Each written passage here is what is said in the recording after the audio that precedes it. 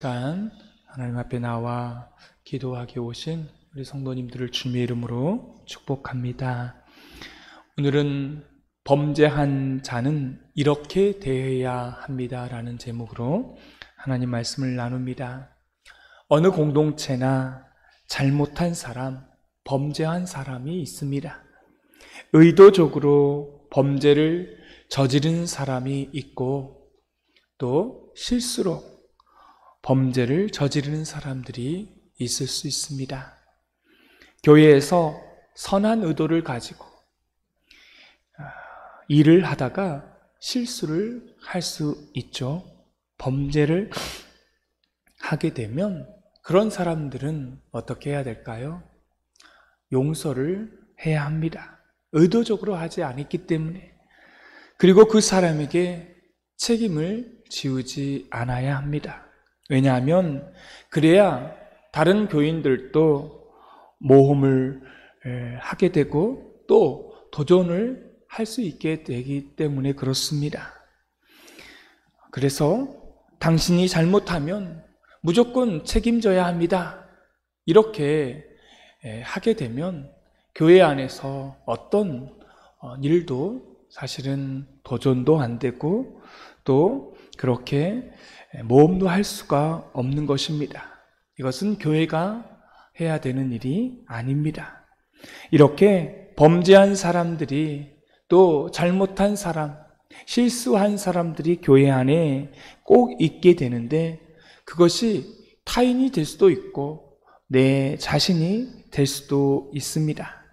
이런 범죄한 사람들이 갈라디아 교회 안에 있었는데요. 그 사람들은 바로 율법주의를 통해서 교회를 어지럽게 했던 사람들이 있었습니다. 예를 들면 할례를 해야만 그리스도인이 될 수 있다. 할례를 구원의 조건으로 세우는 교리가 잘못된 사람들이 있었고요.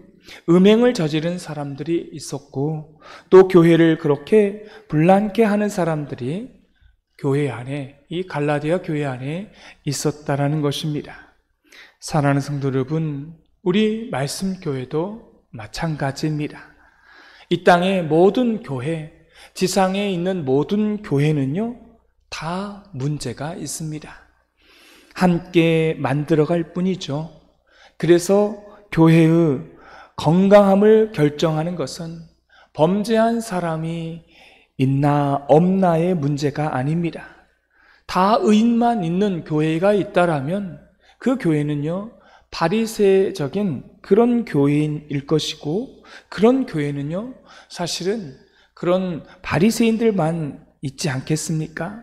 바리새인들은 다 자기는 의롭고 다른 사람은 다 그 율법에 범한 사람으로 그렇게 판단하고 정죄하기 때문에 그렇죠.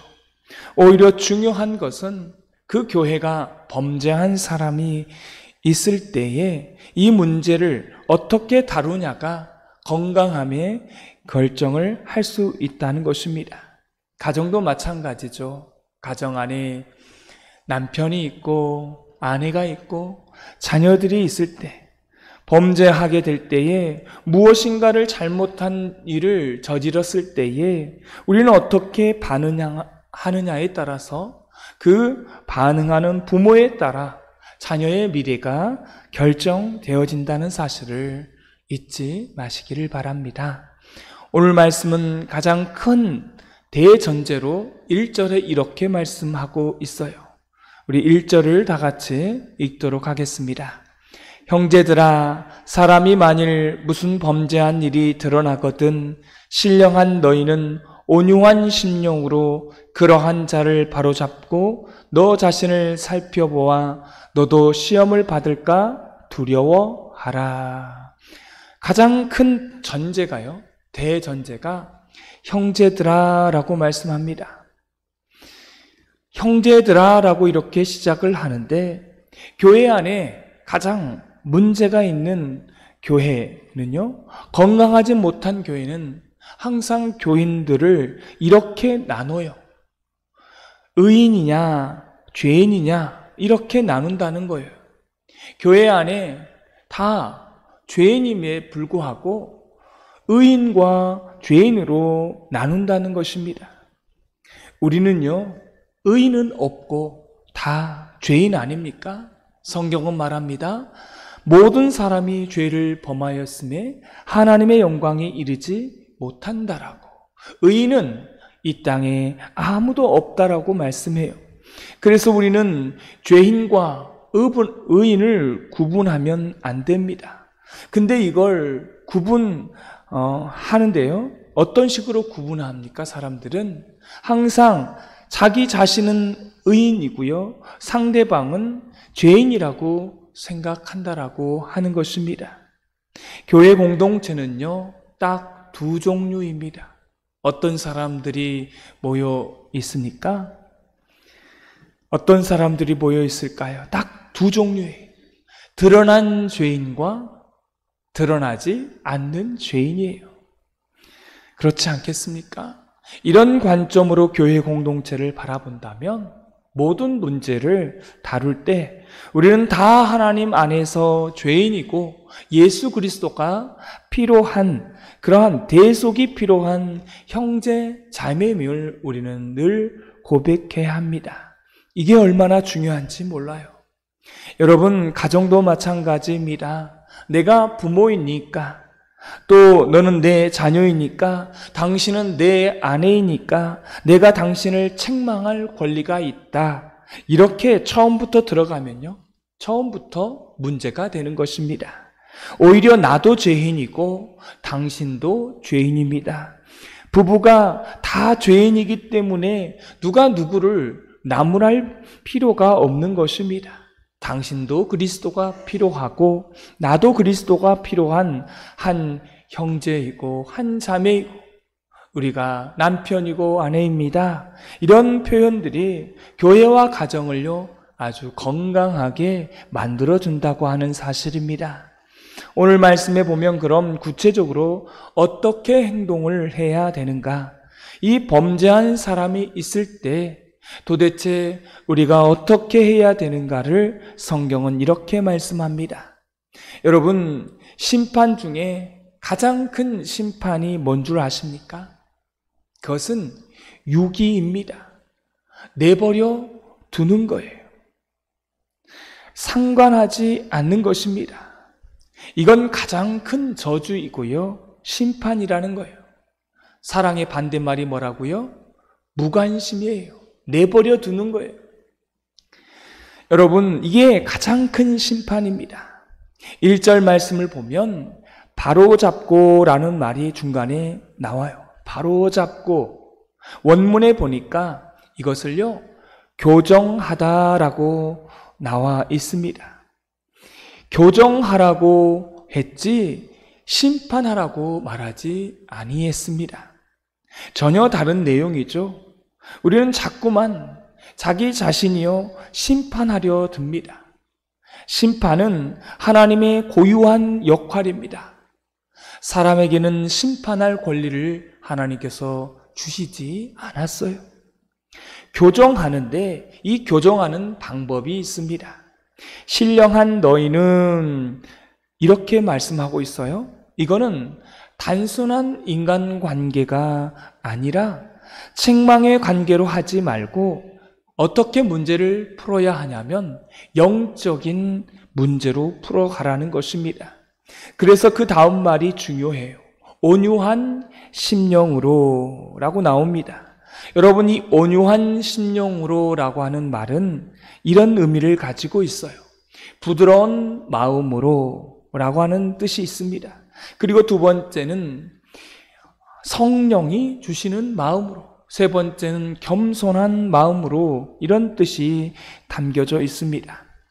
여러분, 성령이 주시는 마음이라는 것은 이런 의미입니다. 상대방을 교정할 때 저 사람의 잘못을 내가 지적해야지, 이런 의미가 아니라 저 사람이 분명히 잘못된 점이 보이면 불쌍한 마음으로 내가 저 사람보다 낫다고 하는 그 의인의식이 아니라 저 사람을 내가 도와주어야지, 저 사람이 잘못 가고 있으니까 내가 도와주어야지라고 하는 그런 마음으로라고 하는 것이 성령의 마음으로, 온유한 심령으로 그렇게 바로 잡으라라고 하는 의미입니다. 또한 오늘 성경은 말합니다. 너 자신을 살펴보아 라고 말씀하고 있어요. 상대방의 잘못을 보기 전에 먼저 네 안에 똑같은 죄가 있는지 이런 것을 살펴보며 상대방을 교정하라고 하는 것입니다.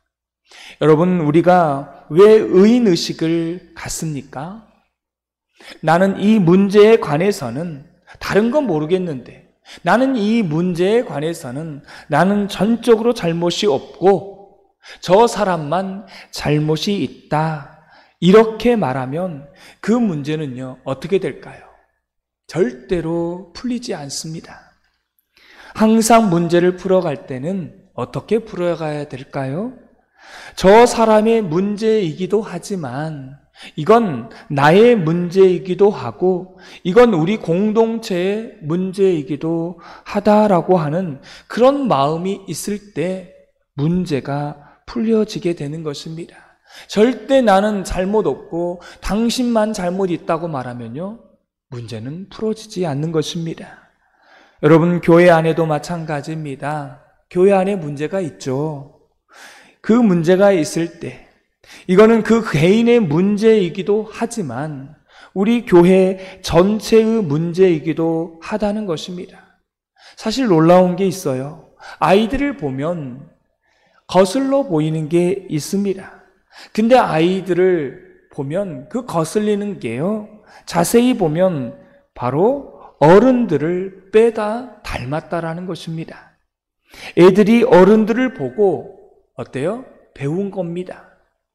또 한 가지는 교회가 바로 같은 지체이구나. 그러니까 배우는 것 아니겠습니까? 지체라는 건 뭐예요? 다 이렇게 붙어 있는 거잖아요. 하나예요. 그러나 각각의 일은 다르죠.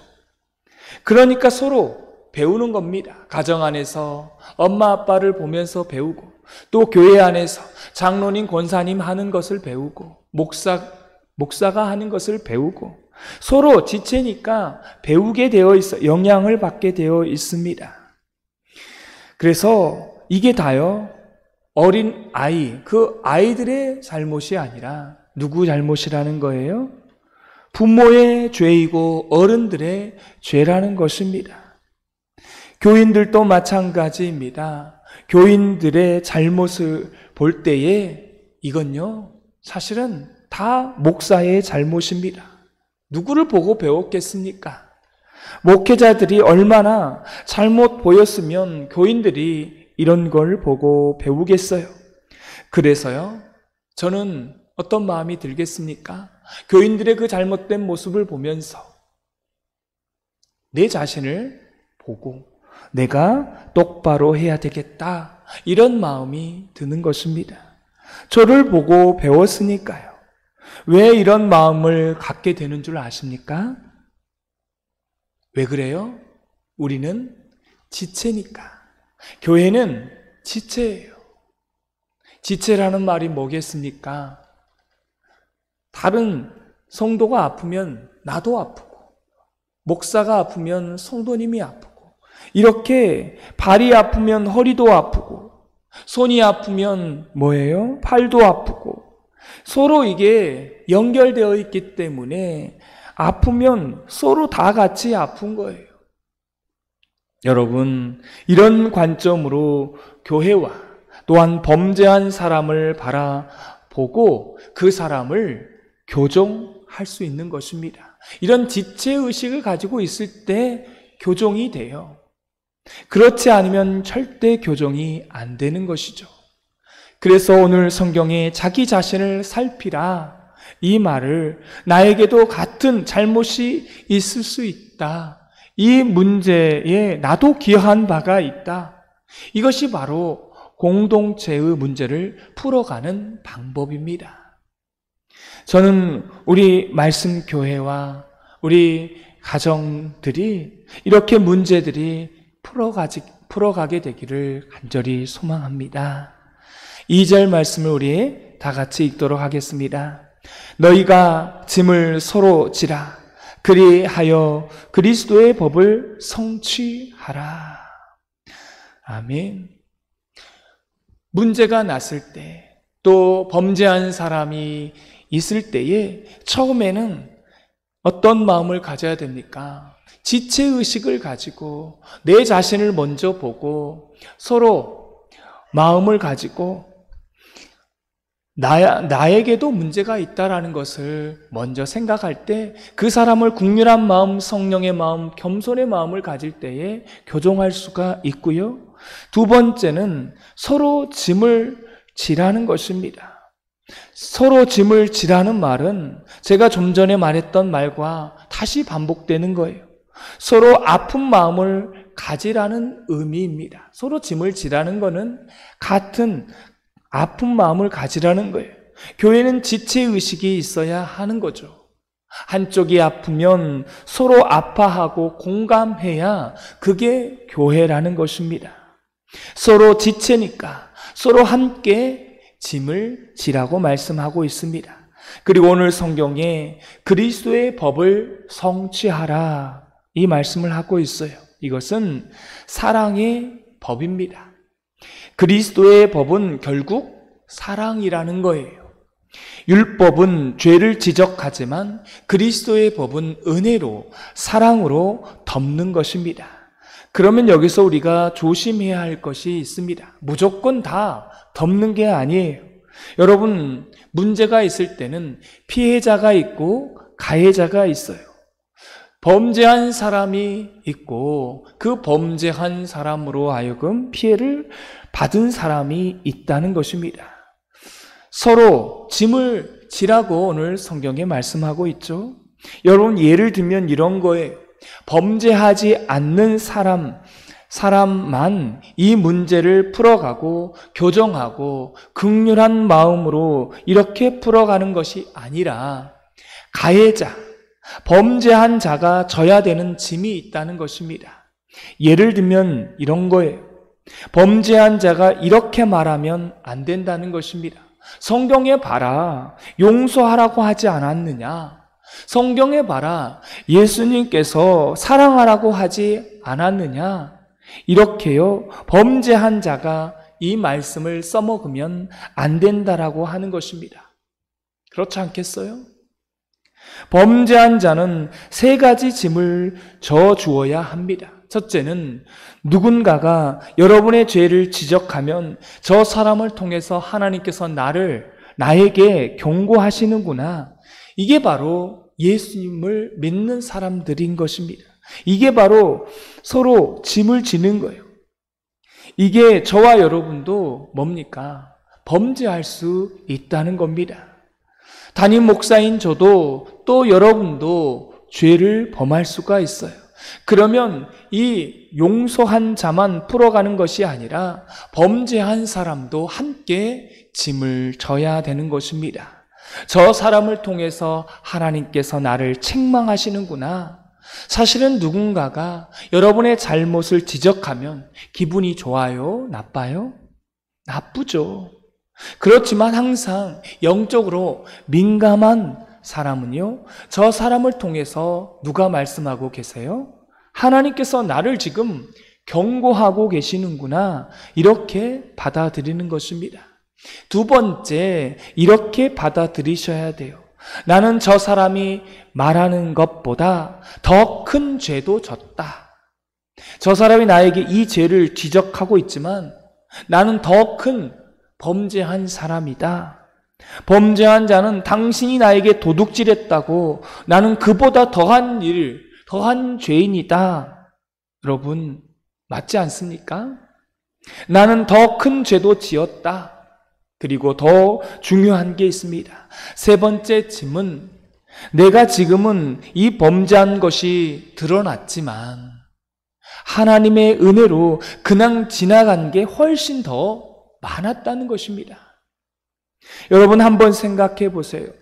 여러분이 범죄한 것이 다 드러났다라면 지금 이 자리에 있을 사람이 한 명도 없다라는 것입니다.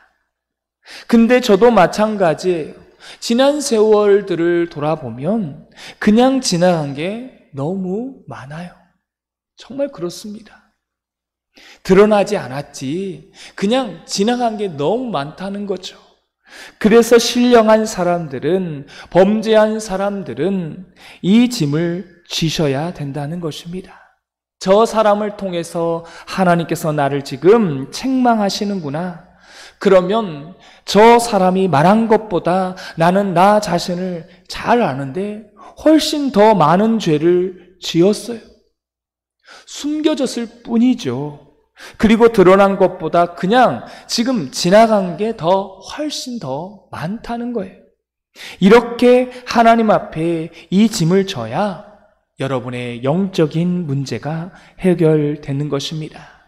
그리고 오늘 말씀처럼 교회 공동체와 범죄한 자가 지어야 될 짐이 따로 있다는 사실을 항상 잊지 마시고 우리는 신령한 마음으로, 온유한 마음으로, 겸손한 마음으로 그들을 용서하고 또 불쌍히 여기는 마음으로 그들의 잘못을 유기하지 말고 정죄하지 말고 심판하지 말고 교정시키고 이런 마음으로, 온유한 마음, 부드러운 마음으로 짐을 서로 져주시기를 바랍니다. 이거요 쉽지 않습니다.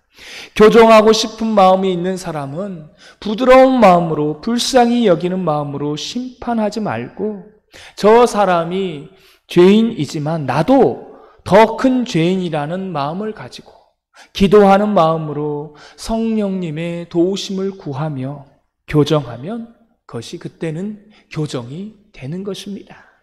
그리고 그 지적을 받은 사람은 하나님께서 저 사람을 통해서 나에게 지금 충고하시는구나. 그리고 드러나지 않는 게 지금 나에게 더 훨씬 많다. 모르고 지나간 게 훨씬 더 많다. 이거는 하나님의 은혜다. 이렇게 서로 짐을 지게 될 때 공동체는 회복이 되고요. 교회와 여러분의 가정은요, 회복의 역사가 일어나게 될 줄 믿습니다. 이렇게 범죄한 자를 이렇게 대하는, 그렇게 될 때 문제가 잘 풀어지게 될 줄 믿습니다. 이런 저와 여러분이 되어지기를 소망합니다. 기도하겠습니다. 하나님 아버지, 교회는 완전하지 않기에 문제가 있고 또 범죄한 사람들이 있습니다. 그럴 때마다 우리가 어떻게 대해야 될지 오늘 말씀해 주십니다.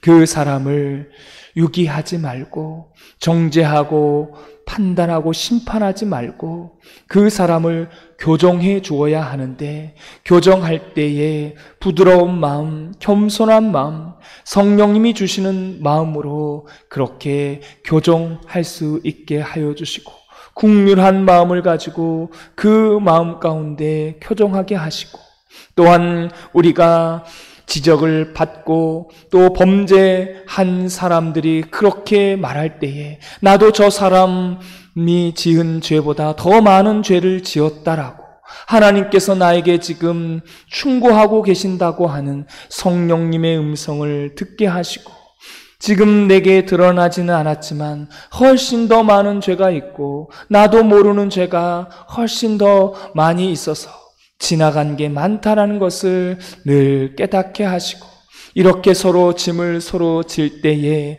공동체가 회복이 되고 가정이 회복이 되는 줄 믿습니다. 이렇게 우리가 또한 범죄한 자를 대할 때에 하나님 은혜 가운데에 그렇게 문제가 풀어져는 그런 놀라운 역사가 우리 가운데 있게 하여 주옵소서. 예수님의 이름으로 기도드리옵나이다. 아멘. 하늘에 계신 우리 아버지, 아버지의 이름을